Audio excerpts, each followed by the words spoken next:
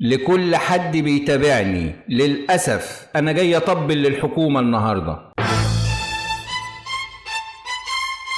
أيوة سمعتني صح، النهاردة هطبل، بس الأول مرة التطبيلة هتكون في محلها. بلدنا عملت حاجة فعلا تستحق التحية. يوم السبت افتتاح أكبر متحف للآثار الفرعونية في العالم، وده مش مجرد مبنى، ده وعد للعالم إن مصر مهما عانت وتعبت بتفضل تبهر وتعلم العالم من جديد. بصراحة الحكومة هنا كسبت الجولة، واحنا لازم نقول لها برافو يا حكومة. لكن لساني بياكلني يا حكومة، مش قادر اسكت. نفس الجهد ده، نفس الاتقان ده، نفسي اشوفه في حياة الناس، في الشارع، في الاسعار، في التعليم، في الصحة، في كل حاجة في البلد. لان البلد مش بس حجارة بتلمع يا حكومة، البلد ناس، البلد شعب. ومصر اللي تبهر العالم بتاريخها تقدر تبهر شعبها بحاضرها، ووقتها كلنا هنقول بصوت واحد دي مصر اللي كلنا بنحلم بيها.